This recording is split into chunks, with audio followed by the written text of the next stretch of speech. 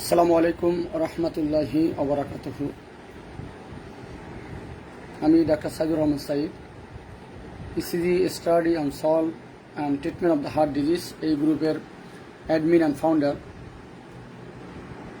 আজকে ইনশাআল্লাহ অনেক ভাই বোন কথা বলেছেন, বিশেষ করে আমাদের জানেন যে আমাদের ইয়াং জেনারেশন যে সমস্ত ভাই বোনরা আছেন তাদেরকে সামনের দিকে যাতে তারা এগিয়ে যেতে পারে তার জন্য শুরু থেকেই 1 বছরের বেশি যাবৎ আল্লাহর রহমতে অনলাইনের মাধ্যমে বিভিন্ন ধরনের তথ্য উপাত্ত দিয়ে আমরা সাহায্য করতেছি। তো প্রতি মাসেই 1 মাস অন্তর অন্তর বা 2 মাস অন্তর অন্তর মাঝে মাঝে আমরা একটা প্রোগ্রাম করি অনলাইন বেস, যাতে আমাদের ভাই বোনরা সামনের দিকে এগিয়ে যেতে পারে।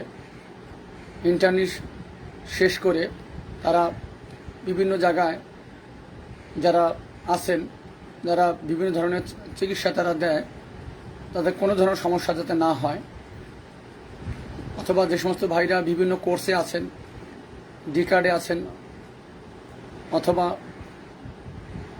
রেসিডেন্সি মেডিসিনে কোনো কোর্সে আছেন, অথবা অন্য কোনো কোর্সে আছেন, যারা পোস্ট গ্রাজুয়েশন ট্রেনিং করতেছেন বিভিন্ন জায়গায়, তাদের যাতে হেল্পফুল হয়, বিভিন্ন ধরনের চিকিৎসা দিতে সাহায্য হয়, এই জন্যই মেইনলি আমরা এই প্যাকেজ দুটা চালু করেছি।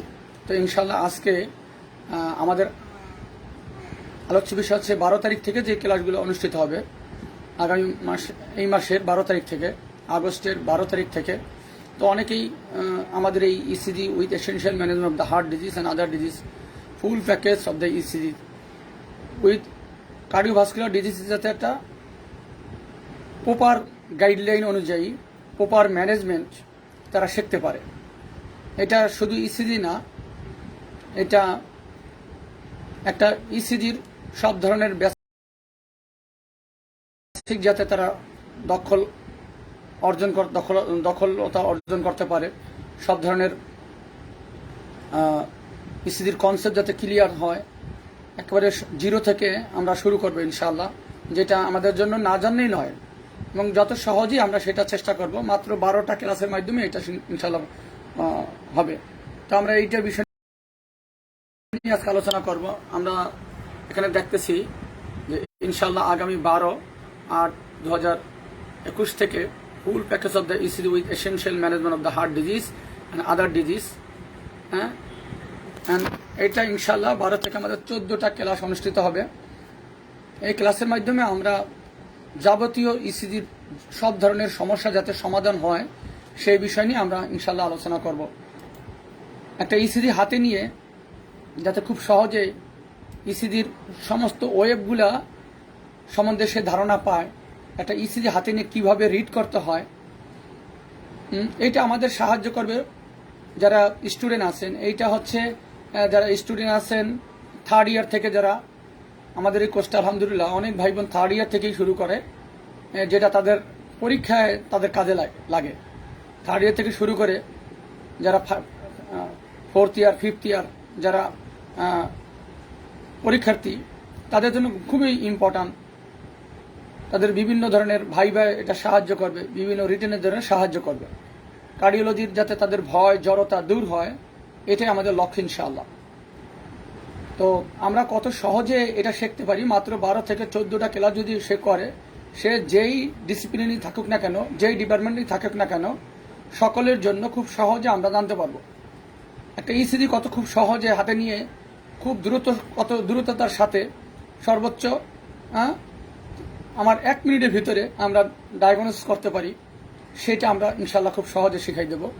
এটা ইসিজির ওয়েবগুলা সম্বন্ধে ধারণা পাবে, যে প্রত্যেকটা ওয়েব লাইক পি ওয়েব দিয়া যত ধরনের আমার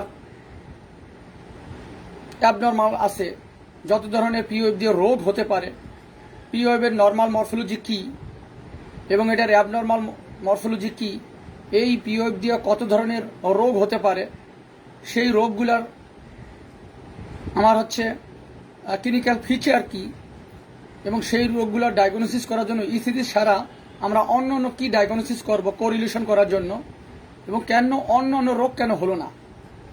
যেমন আমার একটা ইসি দেখে আমরা যদি বলি যে পিওএফ, যদি আমরা জানি যে রাইট আর্টেরিয়াল ইনলার্জমেন্ট, তো এটা কেন রাইট আর্টেরিয়াল ইনলার্জমেন্ট, এটা কেন লেফট আর্টেরিয়াল ইনলার্জমেন্ট না, এটা কি কি ফিচার থাকলে তাকে আমরা রাইট আর্টেরিয়াল ইনলার্জমেন্ট বলবো, এটার অন্যান্য আদার ইনভেস্টিগেশন আমরা কি কি দেব, সেই ইনভেস্টিগেশনে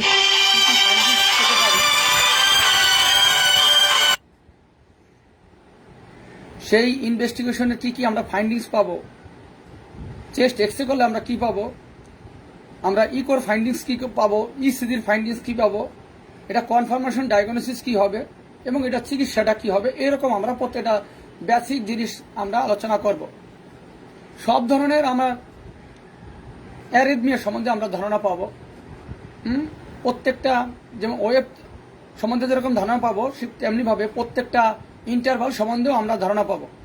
যেমন পিআর ইন্টারভাল, আর ইন্টারভাল, পিআর ইন্টারভালের নর্মাল মরফোলজি কি, আর ইন্টারভালের নর্মাল মরফোলজি কি, কিউটি ইন্টারভালের নর্মাল মরফোলজি কি, এইগুলো প্রত্যেকটার অ্যাবনর্মাল হলে ইসিজিতে কী ধরনের ফাইন্ডিংস আমরা পাবো, এইটার আবার অ্যাবনর্মাল হলে কি কি রোগ হতে পারে।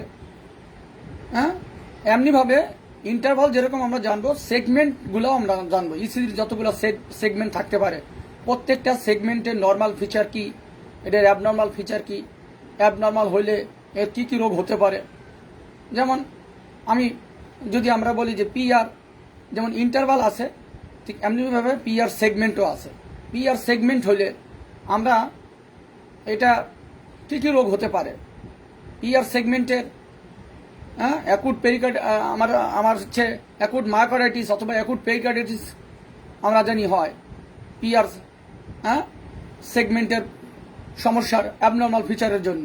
তো এটা কেন এমআই না, এটা কেন এমআই না, how we can differentiate just looking on the ECG, কী ফিচার থাকলে আমরা এটাকে অ্যাকুট পেরিকার্ডাইটিস বলবো, এটা কি কি ফিচার থাকলে এটা মায়োকার্ডাইটিস বলবো অথবা এটা এমআই বলবো, সেটা আমরা ইসিজির কি ফিচার পাবো, এটা রুগীর ক্লিনিক্যাল ফিচার কি হবে, ইনভেস্টিগেশন কিভাবে আমরা কনফার্ম হব, কিভাবে আমরা ডায়াগনোসিস করব, এবং কোরিলেশন করব কিভাবে অন্য ডিজিজের সাথে, এবং এটার আমরা ট্রিটমেন্টটা কি দেবো, এরকম। সুতরাং সব ধরনের ওয়েব সম্বন্ধে আমরা জানানো পাবো, সব ধরনের ইন্টারভাল সম্বন্ধে আমরা ধারণা পাবো, সব ধরনের সেগমেন্ট সম্বন্ধে আমরা ধারণা পাবো। এবং ভেরি মাচ ইম্পর্ট্যান্ট আমাদের জন্য, যে ভেরি মাচ ইম্পর্ট্যান্ট আমাদের জিবি প্র্যাকটিস করতে গেলে আমাদের ইসিজির জরুরি নাই, ইসিজি জানা লাগবেই। সমস্ত ভাই বোন যারা আছেন, সে যেই ডিসিপ্লিনই থাকেন না কেন, আমরা অনেক সময় অপারেশন ওটি করার জন্য আমাদের ডিসিশন নিতে পারি না, কারণ আমাদের হার্টের প্রবলেম আছে, ইসিজি দেখতে আসি, এই রুগীর ওটির পারমিশন দেওয়া যাবে কি যাবে না। যারা অ্যানেস্থেসিয়াতে আছে তাদের জন্য ভেরি মাচ ইম্পর্ট্যান্ট এই কোর্সগুলো, যারা জিবি প্র্যাকটিস করতে চান তাদের জন্য ভেরি মাচ ইম্পর্ট্যান্ট এই প্যাকেজগুলো, কারণ জিপিতে সব ধরনের রোগী আমার রিসিভ করতে হয়, অথবা যে আরএম হিসাবে বিভিন্ন সরকারি বা বেসরকারি হসপিটালে আছেন, অথবা এইচএম হিসাবে আছেন, বা মেডিকেল অফিসার হিসাবে বিভিন্ন থানা স্বাস্থ্য কমপ্লেক্সগুলো আছেন, জেলা সদর হসপিটালগুলো আছেন, তাদের জন্য ভেরি মাচ ইম্পর্ট্যান্ট। আমাকে একটা পেশেন্ট ইমিডিয়েটলি একটা রুগী রিসিভ করব, তার ইসিজির ফাইন্ডিংসটা কি আছে, তার ক্লিনিক্যাল ফাইন্ডিংস অনুযায়ী কোন টেস্ট করতে দেব, তার ইসেনশিয়াল কি ম্যানেজমেন্টটা দেব, কি ইনভেস্টিগেশন আমরা দেব, সেটা ইনশাল্লাহ আমরা জানতে পারবো। এবং তাকে এসেনশিয়াল কোন ওষুধটা আমরা দেব, এবং কোন হসপিটালে বা কোন স্যারের কাছে রেফার করবো, কোন কার্ডিওলজিস্টে পাঠাবো, না পালমোলজিস্টের কাছে পাঠাবো, না নিউরোলজিস্টের কাছে পাঠাবো, সেই ধারণা ইনশাল্লাহ আমরা পাবো। তো এইটা যারা আমরা ডাক্তার হয়ে গেছি তাদের জন্য যেরকম ইম্পর্ট্যান্ট, যারা আমরা স্টুডেন্ট আছি তাদের জন্য এটা ভেরি মাচ ইম্পর্ট্যান্ট। ইসিজি থেকে আমরা বলে দিতে পারবো যে এটা অ্যাকুট অ্যাবডোমেন কিনা, এটা অ্যাকুট অ্যাবডোমেন কিনা, অ্যাকুট প্যানক্রিয়াটাইটিস কিনা, ইসিজি থেকে আমরা সেটা ধারণা পেয়ে যাবো। ইসিজি থেকে আমরা বলে দিতে পারবো এটা হচ্ছে পেশেন্টকে রেস ইন্টারক্যানিয়াল প্রেশার কিনা, মাথার ভিতরে রক্তক্ষরণ হয়েছে কিনা, এই রুগীরে আমার অ্যান্টিঅ্যামিটিসিভ ড্রাগ দেওয়া লাগবে কিনা, আমরা এটা ইস্কেমিক স্ট্রোক না হ্যামোরজিক স্ট্রোক, আমরা কি ফিচার থাকলে ইস্কেমিক স্ট্রোক বলবো, কি ফিচার থাকলে হ্যামোরজিক স্ট্রোক বলবো, কিভাবে কনফার্ম হব। ইস্কেমিক স্ট্রোক থাকলে হাইপার টেনশন যদি থাকে পেশেন্টের, পেশেন্টের যদি হাইপার টেনশন থাকে সাথে যদি ইস্কেমিক স্ট্রোক হয়, আমাদের নতুন যে গাইডলাইন সেই গাইডলাইনে কোন পর্যন্ত আমরা অ্যান্টি হাইপারটেনসিভ ড্রাগ দিতে পারবো না, হ্যাঁ, আর কোন পর্যন্ত কখন অ্যান্টি হাইপারটেনসিভ ড্রাগ আমাকে ইমিডিয়েটলি দিতে হবে এবং সে কোন ধরনের ড্রাগ দিব।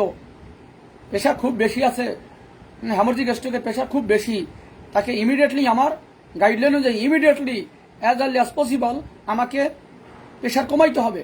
কোন ধরনের আমি ট্রিটমেন্ট দেব এবং তার ডোজটা কীরকম হবে, গাইডলাইন অনুযায়ী তার ডোজটা কীরকম হবে, ইনশাল্লাহ সেই ধরনের আমরা ধারণা পাবো। এরকম আমরা খুঁটিনাটি যত কিছু আছে, এটা শুধু ইসিজি না, এটা এক কথা বলা যায় full package of the cardiology. মেডিসিনে অনেক কিছু এখানে কভার করবে। পালমোনোলজি, হ্যাঁ, আমরা খুব সহজে সিওপিডি, ব্রঙ্কিয়াল, এমফাইসিমা, এই যে পালমোরি অ্যাম্বলিজম, কোভিড পেশেন্টের মোস্ট কমন একটা কমপ্লিকেশন হচ্ছে পালমোরি অ্যাম্বলিজম। এই পালমোরি অ্যাম্বলিজমের লেটেস্ট ইনফরমেশনটা কি?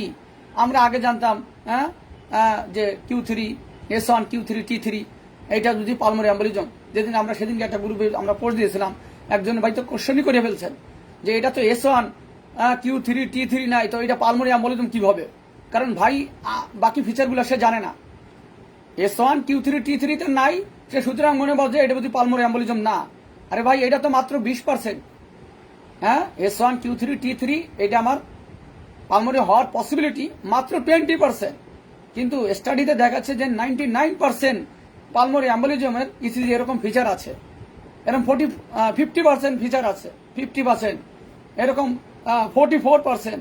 তো এই পালমোরি অ্যাম্বলিজম কিভাবে আমরা খুব দ্রুত ডায়াগনোস করতে পারবো, তার ক্লিনিক্যাল ফিচার কি হবে, এটা কেন পালমোরি অ্যাম্বলিজম, এটা কেন এমআই না, বা এটা কেন ব্রঙ্কিয়াল অ্যাজমা না, এটা কেন সিওপিডি না, এটা কেন এমফাইসিমা না, এরকম আমরা কোরিলেশন করতে পারবো ইনশাআল্লাহ। এবং আমরা এটা ইমিডিয়েটলি ডায়াগনোসিস করে তার এসেনশিয়াল ম্যানেজমেন্ট দিতে পারবো গাইডলাইন অনুযায়ী। অ্যাকর্ডিং টু দ্য গাইডলাইন, আমাদের গাইডলাইনে যে তথ্য আমরা দেয় সেই অনুযায়ী ইনশাআল্লাহ আমরা এটা চিকিৎসা দিতে পারবো। তো অনেকেই বলে যে ভাই আমি তো ব্যস্ত আছি, আমি বিভিন্ন জায়গায় হসপিটাল আছি, তো আমার তো সম্ভব না অনলাইন ক্লাস করা। আরে ভাই, এটা অনলাইন না, এটা অফলাইনের চাইতো এটা ভেরি ইন্টারেস্টিং ক্লাস। আলহামদুলিল্লাহ, আমার বিভিন্ন ভাই বোন যারা বিভিন্ন হসপিটালে আছেন, সরকারি বেসরকারি প্রতিষ্ঠানে আছেন, তারা দেখেন রিভিউ দিতেছে এই ক্লাসগুলো করে। হ্যাঁ, আলহামদুলিল্লাহ, 1 বছরের বেশি যাবৎ অনলাইনে ক্লাস নিতেছি। এটা অফলাইনের চাইতেও বেশি ইন্টারেস্টিং। সাধারণত অফলাইনে একটা ক্লাস একবারই হয়, আর আমাদের একটা ক্লাস 3 বার হয় 2 দিন বসে। তো আপনি যতই ব্যস্ত থাকেন না কেন, আপনি এমন কোনো ডাক্তার নাই যে সে 24 ঘন্টা 48 ঘন্টা ডিউটি, এরকম আছে? সর্বোচ্চ তার আমরা সাধারণত জানি 8 ঘন্টা পর পর তার ডিউটি চেঞ্জ হয়। হ্যাঁ, ওদিকে ভালো কথা, কোনো কারণে আপনি একটানা একদিনই করলেন। আমাদের এই ক্লাসটা একটা ক্লাস 2 দিন বসে হয়। যেমন প্রথম দিন যে ক্লাসটা হয়, ওই একই ক্লাস, মনে করেন আজকে মর্নিংয়ে যেই ক্লাসটা হবে, ওই একই ক্লাস আজকে রাত্রে রাখা হয়েছে। কেউ যদি মর্নিংয়ে মিস করে সে রাতে করতে পারবে। যদি রাত্রেও মিস করে, পরবর্তী দিন, সাধারণত ক্লাস একদিন পর একদিন হয়, একদিন মাঝখানে গ্যাপ থাকে, তো পরবর্তী দিন যেই গ্যাপ অনুযায়ী যেখানে ক্লাসটা হওয়ার কথা সে ইভিনিংয়ে করে নিবে, সে কি ইভিনিংয়ে ক্লাসটা করে নিতে পারবে পরবর্তী দিন। আবার কেউ যদি বলে যে আমি তো সকালে একটু করছি, আমার রাত্রে হাতে সময় আছে, আমি তো রাত্রে আবার একটু করতে চাই, ওকে ভাই, আপনি রাত্রে করেন, কোনো সমস্যা নাই। কারণ আমাকে তো কষ্ট করে ক্লাসে 3 বারই লেকচার দিতে হয়। তো আপনি যদি আমার ক্লাসে 3 বারই অ্যাটেন্ড করে, আমার কোনো লস আছে? আমার অবশ্যই লস না, আমার লাভ। কেন লাভ? যে আমার ভাইটা আমার ক্লাসটা করে, আমার বোনটা আমার ক্লাসটা করে এখানে উপকার পাবে, মানুষের সেবা দিবে, ইনশাল্লাহ এটা আমার সওয়াবের একটা অংশ হিসেবে আমি পাবো। এই সওয়াবের নিয়েতে ইনশাল্লাহ আমি তাকে 3 বারই, কেউ যদি চায় আমি 3 বারই ক্লাসে অ্যাটেন্ড করবো, আপনি একবারের জন্য রেজিস্ট্রেশন করবেন, আপনি 3 বারই ক্লাসে অ্যাটেন্ড করতে পারবেন। এবং আরো সমস্যা যে আমাদের ক্লাসে পড়া ক্লাসই আমরা আদায় করে হয়, যে অনলাইনে ক্লাস যে আমি বলেই যাচ্ছি আপনি কিছু না বোঝেন, এরকম কোনো সুযোগ নাই। আমার ক্লাসে করতে হলে অবশ্যই ক্লাসে কি সজাগ থাকতে হবে। যে কোনো সময় আপনাকে কোশ্চেন করবো আমি যে কি পড়াইলাম ওইটার ভিতরেই আমি কোশ্চেন করব।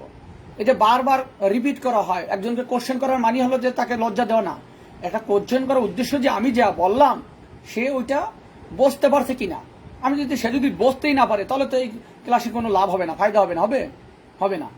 সুতরাং আমাদের এই ক্লাসের পড়া আমরা বিভিন্নভাবে রিপিট করি, বিভিন্নভাবে কোশ্চেন করি, তারা আমাকে কোশ্চেন করে, হ্যাঁ, আমি যদি সেটা জানি সেটা সম্বন্ধে আমি ব্যাখ্যা করার চেষ্টা করি, যদি না জানি তাহলে সেটা তাকে জেনে ইনশাল্লাহ জানাই দেওয়া হয়। এটাই হলো, এরকম কোশ্চেন করার সুযোগ থাকবে যে কোনো সময়, যে কোনো মানুষের কোশ্চেন করার যখন সুযোগ দেওয়া হয়, যে কোনো ভাই বোন কোশ্চেন করতে পারবে ওই টপিক সম্বন্ধে। তো এরকম কোশ্চেন অ্যান্সার কোশ্চেনের মাধ্যমে আমাদের যত খুঁটিনাটি মনের যত সমস্যা আছে সেটা সলভ হয়ে যায় এটা। এবং আমাদের ক্লাসের নোট আমি আপনাদেরকে দিয়েই ক্লাসে বসে করাই, প্রত্যেকটা দিনই ধরে ধরে গ্রাফ ধরে ধরে ইসিজির গ্রাফ ধরে ধরে আমি নোটটা করাই এবং সেই নোটের আবার দিয়ে দিই, যারা না করতে পারে ওইটা থেকে যাতে মিলে নিতে পারে যে কোনো কিছু ভুল গেল কিনা, ওটা চেক করা হয় যে সে ঠিকভাবে নোটটা করছে কিনা, এবং ক্লাসের পিডিএফটা দিয়ে দেওয়া হয়। সুতরাং এই ক্লাসের কোনো ধরনের অডিও ভিডিও প্রয়োজন হয় না। অনেকেই বলে ভাই অডিও তো দেন না, ভিডিও দেন না, ই করবো কেমনে? এই জন্য তো বলছি ভাই, একটা ক্লাস 3 বার আপনি অ্যাটেন্ড করতে পারবেন, একটা ক্লাস 3 বার। আজকে মর্নিংয়ে যেই ক্লাস হইলো ওই সেম একই ক্লাস আজকে আমাদের রাত্রে হবে। কেউ যদি মর্নিংয়ে মিস করে অথবা আজকে রাত্রেও মিস করে, আগামীকাল ইভিনিংয়ে যেই ক্লাসটা হচ্ছে এই একই সেম ক্লাস হচ্ছে। সুতরাং যে কোনো সময় যে কোনো টাইমে আপনি ক্লাসটা করে নিতে পারবেন। কেউ যদি রিপিট করতে চায় সে রিপিটও করতে পারবেন। কেউ যদি চায় যে আমি 3 বার করবো, ওকে, আপনি হাতে সময় আছে, আপনি 3 বার করেন, কোনো সমস্যা নেই। হ্যাঁ, আপনি 3 বার করেন। আপনার যদি ক্লাস আমার দ্বারা উপকার হয়, কেন আমি আপনাকে সুযোগ দেবো না? অবশ্যই আমি ক্লাসে সুযোগ দেব। সুতরাং এইটা আমি এভাবে সুযোগ দিয়ে থাকি। আপনার যে কোনো ধরনের ইসিজির সমস্যার সমাধান করা হয় ইনশাআল্লাহ খুব সহজে, খুব দ্রুত, যাতে আমরা ডায়াগনোসিস করতে পারি, দ্রুত একটা ডিসিশন নিতে পারি এবং দ্রুত কোন স্যারের কাছে রেফার করব সেইটা সম্বন্ধে আমাদের ভালো একটা ধারণা পেয়ে যায়। এবং যে কোনো ধরনের ম্যানেজমেন্ট, হ্যাঁ, আমাকে কোন ধরনের ম্যানেজমেন্ট এসেনশিয়াল দিতে হবে, লং টাইম ম্যানেজমেন্টটা কি হবে, এটা অ্যাকুট স্টেজে কী ধরনের ম্যানেজমেন্ট হবে, লং টাইমের জন্য হ্যাঁ কোন ধরনের ম্যানেজমেন্ট হবে, হ্যাঁ, পার্মানেন্ট চিকিৎসা পদ্ধতিটা কি হবে, কখন এই রুগীকে আমরা কোন ধরনের টেস্ট করব এবং কোন ধরনের রিপোর্ট অনুযায়ী কোন ধরনের চিকিৎসাটা দেব, কনফার্মেশন ডায়াগনোসিস কিভাবে করব। এবং এই পেশেন্টে আমরা অনেক সময় আমরা নিজেরা ডাক্তাররাই আমরা অনেক সময়, যেহেতু আমরা অনেকেই কার্ডিওলজিতে ক্যারিয়ার করি না, আমরা নিজেরা সন্দিহানে থাকি যে কখন আমাকে রিং পরাইতে হবে, কখন বাইপাস করতে হবে, হ্যাঁ, কখন আমাকে ওষুধ মেডিকেল ম্যানেজমেন্টের রাখতে হবে। অনেক রুগী, অনেক ডাক্তার ভাই বোনে আত্মীয় স্বজন যারা দেখা যায় যে এইটা প্রপার একটা ধারণা না থাকার কারণে, যথাসময় আমার ডিসিশন না নেওয়ার কারণে আমরা কি করতে পারি না, আমাদের রুগীদের বাবা আমাদের আত্মীয় স্বজনকে প্রপার একটা অ্যাডভাইস দিতে পারি না, যার কারণে আমাদের ডিসিশন নিতে দেরি হয়, হ্যাঁ, আমাদের সময় মতো ডিসিশন নিতে পারি না, যার জন্য আমাদের রুগীদের মারাত্মক সমস্যা হয়ে যায়। যেমন আমাদের অনেক সময় আমরা রিং পরাইতে দেরি করে ফেলি, বা বাইপাস সার্জারি করতে দেরি করে ফেলি, অথবা অনেক সময় ডিসিশন নেওয়ার কারণে প্রাইমারি পিসিআই করতে পারি না, করতে পারি না। কোন রুগীকে প্রাইমারি পিসিআই করব, কোন রুগীরে কখন এনজিওগ্রাম করব, কখন কোন রুগীরে আমরা বাইপাস সার্জারির জন্য পরামর্শ দেব, কোন রুগীরে বাইপাস সার্জারি বা পিসিআই করাই যাবে না, বাইপাস সার্জারি বা পিসিআই করা যাবে না, হ্যাঁ, এই ধারণা আমরা খুব সহজে জানতে পারবো এবং সেটা আমাদের রুগীদের দিতে পারবো। এক কথা, কার্ডিওভাস্কুলার ডিজিজ আমাদের খুব সহজে আমরা জানবো, সাথে মেডিসিনের অনেক কিছু আমরা জানতে পারবো। এখানে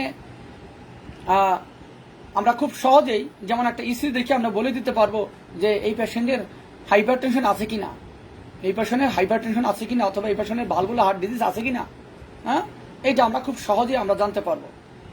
আমরা ইলেকট্রোলাইট ইমব্যালেন্স আছে কিনা, লাইক আমরা হচ্ছে যে পেশেন্টের হাইপার ক্যালেমি আছে কিনা, হাইপোক্যালেমি আছে কিনা, হ্যাঁ, তারপরে হাইপোথাইরয়েডিজম আছে কিনা, হ্যাঁ, হাইপোক্যালসিমিয়া আছে কিনা, হাইপোম্যাগনেসিয়ামি আছে কিনা, হ্যাঁ, অথবা রেস ইন্টারক্রেনিয়াল প্রেশার আছে কিনা, হ্যাঁ। তো এরকম আমরা এরকম ইলেকট্রোলাইট ইমব্যালেন্স সম্বন্ধে আমরা ধারণা পাবো এবং তার নর্মাল ভ্যালু কত, তার কি কি ইনভেস্টিগেশন দেওয়া উচিত, এই ইলেকট্রোলাইট ইমব্যালেন্স হয়েছে সাথে অন্য কি কি ইনভেস্টিগেশন দেওয়া উচিত, তার ক্লিনিক্যাল ফিচার কি হবে, তার চিকিৎসা পদ্ধতিটা কি হবে, এসেনশিয়াল চিকিৎসা কখন আমরা দেব, কখন আমরা হসপিটালে রেফার করব, হসপিটালে থাকা অবস্থায় আমরা কোন ধরনের ম্যানেজমেন্ট দেব, এই ইলেকট্রোলাইট ইমব্যালেন্স সম্বন্ধে সেটা আমরা ইনশাল্লাহ খুব সহজে জানব। এরকমভাবে আমরা অ্যাকুট পেরিকার্ডাইটিস যদি হয়, মায়োকার্ডাইটিস হয়, সেটা সম্বন্ধে আমরা জানতে পারবো। আমরা যদি হাইপোথাইরয়েডিজম হয়, হাইপোথাইরয়েডিজম সেটা সম্বন্ধে, হাইপোথাইরয়েডিজম অথবা হাইপারথাইরয়েডিজম সেই সম্বন্ধে আমরা ধারণা পাবো এবং তার চিকিৎসা আমরা দিতে পারবো। এখন মারাত্মক সমস্যা বিশেষ করে আমরা এই যে আমরা এখন পেঁচাই ফেলাই, আসলে এটা ওনার কি এমআই না এটা ওনার হচ্ছে যে অ্যাকুট পেরিকার্ডাইটিস বা মায়োকার্ডাইটিস, এটা আমরা খুব সহজে জানতে পারবো। এখন যে কোভিড পেশেন্টদের মারাত্মক সমস্যা পালমোনারি এম্বোলিজম, এই পালমোনারি এম্বোলিজমের ইসিজি ফিচার কি হবে, এই পালমোনারি এম্বোলিজমের ক্লিনিক্যাল ফিচার কি হবে, এর গোল্ড স্ট্যান্ডার্ড ডায়াগনোসিস ক্রাইটেরিয়াটা কি, ইনভেস্টিগেশনটা কি দিতে হবে, কোন ধরনের ম্যানেজমেন্ট দিতে হবে। আমরা পালমোনারি এম্বোলিজমে স্ট্রেপ্টোকাইনোজ দিই। কেন আমরা পালমোনারি এম্বোলিজমে স্ট্রেপ্টোকাইনোজ দিই? যে অনেক সময় আমাদের স্যাররা পরীক্ষায় ভাইভাও তো জিগায় কেন আমরা নন এসটি এলিভেটেড এমআইতে স্ট্রেপ্টোকাইনেজ দেই না, বাট পালমোনারি এম্বোলিজম আমরা স্ট্রেপ্টোকাইনেজ দিই। আবার অনেক সময় স্যারেরা বলতে পারে যে এসটি এলিভেটেড এমআই ছাড়া আমরা অন্য কোন জায়গায় আমরা কি স্ট্রেপ্টোকাইনেজ দেই, তা আমরা কেন দিতে পারি না, এটা সামনে আমরা জানতে পারবো, মেকানিজম আমরা জানতে পারবো ইনশাআল্লাহ। আমরা ইসিজি দেখে যেহেতু খুব সহজে ট্রিপল ভেসেল ডিজিজ আছে কিনা, left main corona artery disease আছে কিনা, আমরা এরকম খুব সহজে আমরা বাইফেসিকুলার ব্লক আছে কিনা, ট্রাইফেসিকুলার ব্লক আছে কিনা, এরকম যত ধরনের ব্লক আছে আমরা খুব সহজে আমরা জানতে পারবো। ট্রিপল ভেসেল ডিজিজ আছে কিনা, সিঙ্গেল ভেসেল ডিজিজ আছে কিনা, তার কখন আমরা এনজিওগ্রাম করার জন্য বলবো, কখন আমরা বাইপাস করতে বলবো, কখন তাকে মেডিকেল ম্যানেজমেন্টে থাকতে বলবো, এইটা আমরা জানতে পারবো। এখন অনেক পেশেন্ট আছে যারা প্রপার সময় ডায়াগনোসিস না হওয়ার কারণে, পেশেন্টের প্রপার ডিসিশন না নেওয়ার কারণে patient DCM dilated cardiomyopathy develop করে এবং ডাইলেটেড কার্ডিওমায়োপ্যাথি থেকে আইসিএম হয়ে যায়। আবার অনেক ভাই বোন আমাদের অনেক সমস্যা আমরা জানি না, যথাসময় ডিসিশন না নেওয়ার কারণে এই সমস্যাটা হয়।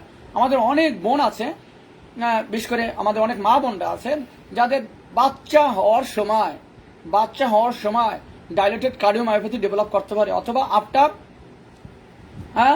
ডেলিভারির পর ডাইলেটেড কার্ডিওমায়োপ্যাথি ডেভেলপ করতে পারে।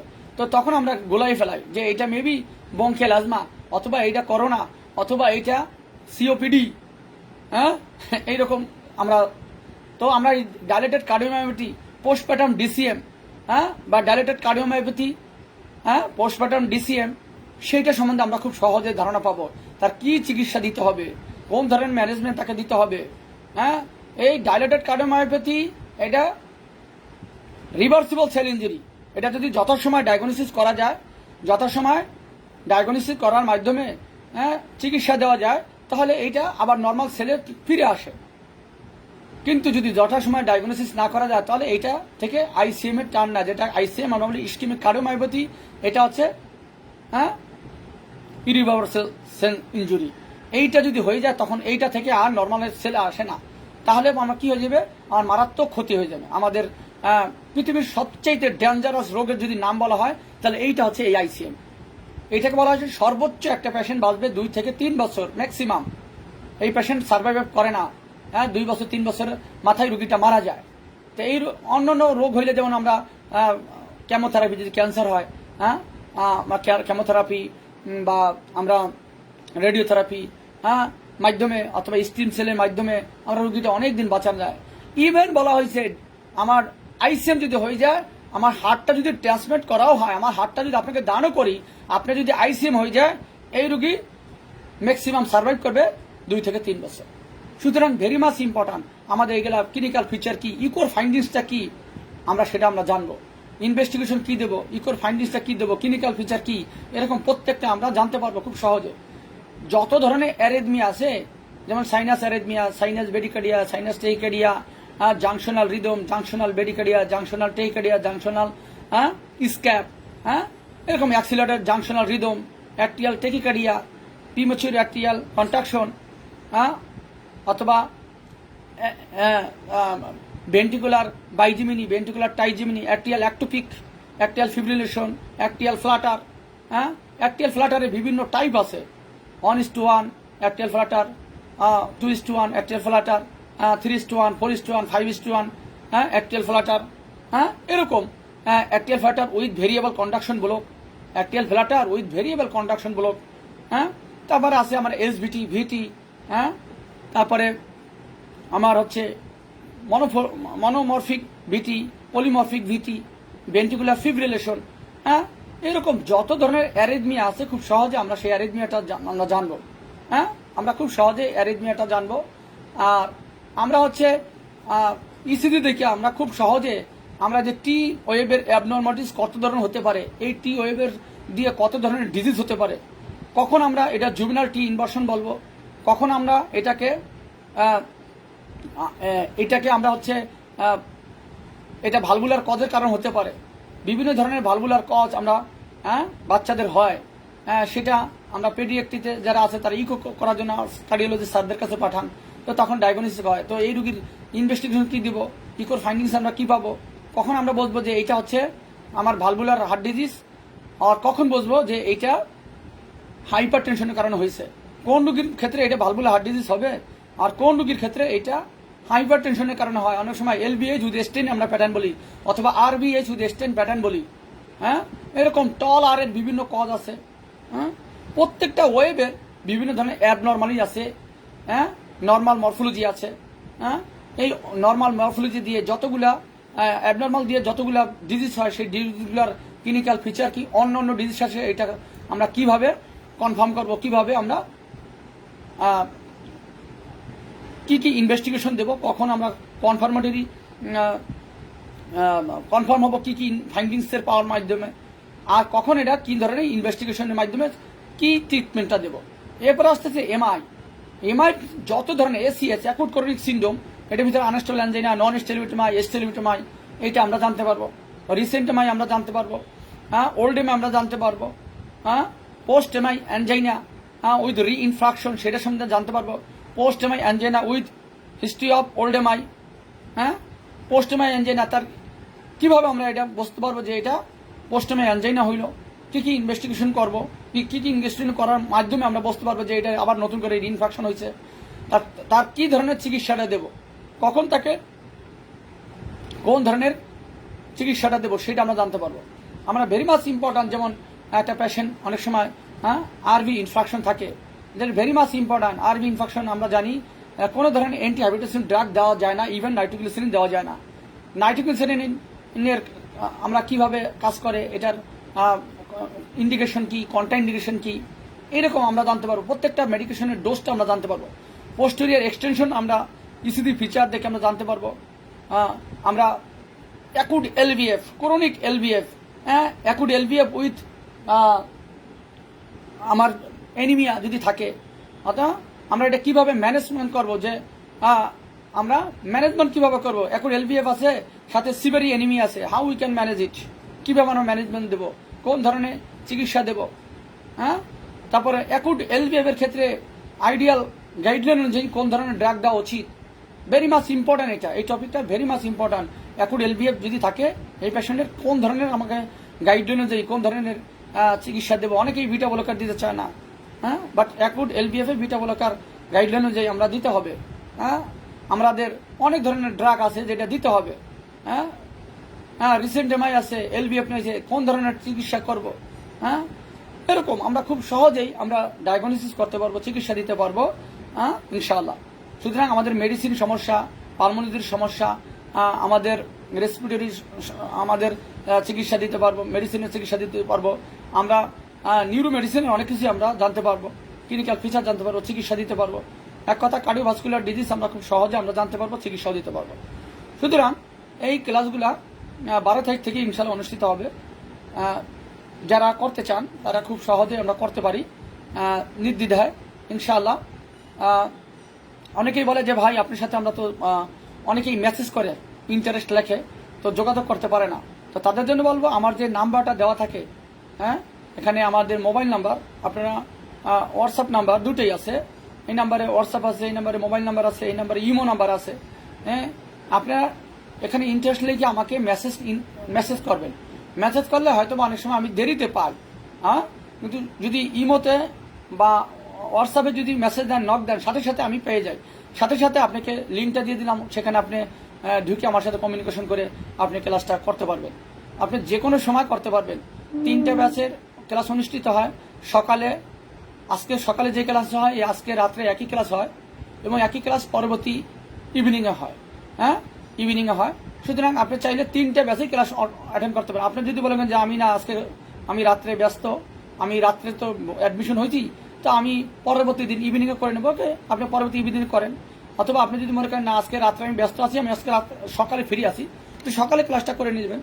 আর কেউ যদি মনে হয় না আমি 3 বেলাই ফ্রি আছি, আজকে 2 বেলা ফ্রি আছে, আগামীকাল ইভিনিংও ফ্রি আছি, তো আপনি 3 বেলাই করেন, কোনো সমস্যা নাই। হ্যাঁ, যে কোনো ব্যাচে ক্লাস করতে পারবেন। আর ক্লাসগুলো অবশ্যই কোনো ধরনের ভিডিও অডিও প্রয়োজন হয় না, ভিডিও অডিও লাগে না। হ্যাঁ, আল্লাহর মতে যারা বলছেন যে ভিডিও অডিও লাগে, তারা ক্লাসে অ্যাটেন্ড করার পর তারাই নিজেরাই বলছে এবং রিভিউ দিচ্ছে যে না আমাদের কোনো ভিডিও অডিও ক্লাসটা লাগে না। হ্যাঁ, কারণ একটা ক্লাস 3 বার হয়, 2 দিন বসে হয়। একটা ক্লাস 3 বার হয় 2 দিন বসে। প্রথম দিন মর্নিং এবং নাইট একই ক্লাস, পরবর্তী ইভিনিংয়ে হয়। সুতরাং 3 বারের যে কোনো সময় আপনি চাইলে অ্যাটেন্ড করতে পারবেন।